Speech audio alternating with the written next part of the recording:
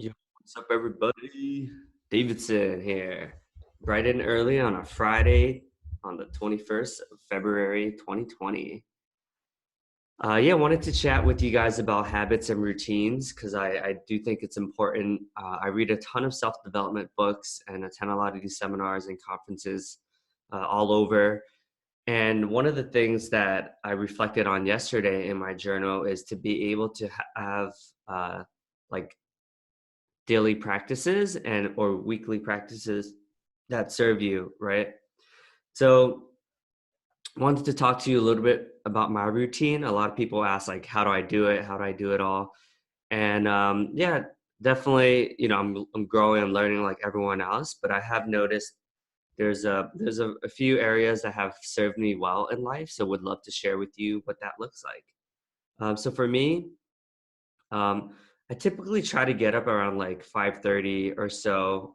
Definitely not perfect, but when I do that, I'll get ready and then I'll do a 6 o'clock class. So sometimes it looks like CrossFit, sometimes it looks like Soul Cycle. Sometimes I'll go to the gym that we have in our building and work out there for like usually about an hour or so. And that helps me feel like I have started the day off on the right path.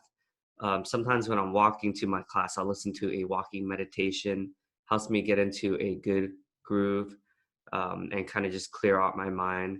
Um, oh, I wanted to add right before you go to sleep as well, it's helpful to journal out things that are just like going in your mind. So that way, like you're not like losing sleep, you're getting it out there. So then you know what to do the next day. Like if there's like things, unfulfilled tasks that I haven't finished yet for the day, I'll jot it down and just to reflect on the night before or on the day is helpful as well. But we'll get into that shortly. So next, I'll try to create. I'll spend like 30 minutes or so creating videos, creating content. Um, I think creating content helps me be able to reflect and get things while helping people. Because then, if people are reaching out to me all the time and asking me different questions, then if I have a recording or a blog post on it, I can just share it with people, and that way you're impacting on a more macro scale. For instance, a lot of times people will be like, "Oh, what have you read recently?" or what podcast would you recommend? I'll create a post on that, or I will, most likely have written about it in the past. So I can just send people like, boom, here are my top 15 books that I've read for the year that I really enjoy and that I want to share with you. So that's one way to do it. So getting in super early also helps you get like plan out your day. Making sure you get situated with all your important tasks for the day. So when it's early, when no one's around, there's less distractions. So getting in early has helped me be able to do that. On Wednesdays and Fridays, we have meditation. So we have a meditation teacher. But even if you don't have a meditation teacher, you can just use Headspace, whatever, or YouTube. I use YouTube a lot of times if you don't want to actually pay for meditation. And that's a way of helping me like clear up my mind, get some rest. They say that for every minute of meditation, it's equivalent to two twice sleeping, which makes sense because on days that I do meditate, I do feel more energized and I do feel like I need less sleep.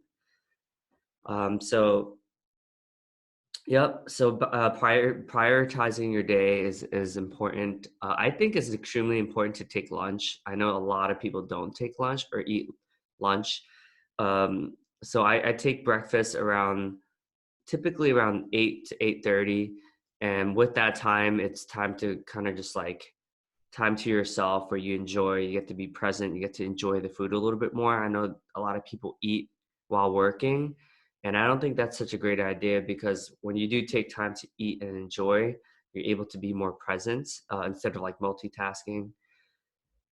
So those are the things I would recommend. I would also recommend taking a lunch every day, putting an hour aside to giving that time to yourself. Like no matter how busy you are, having lunch is vital.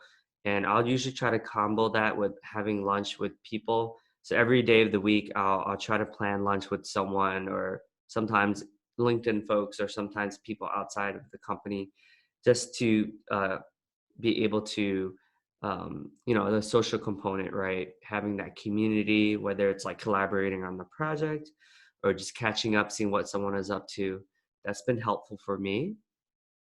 And I also like to schedule at least one coffee with someone new to learn about a different segment or to network within the business, so I can learn something new, whether it's a different business segment or someone who I want to continuously build a relationship, or even to ask advice for the more senior managers and directors. So that's been helpful for me.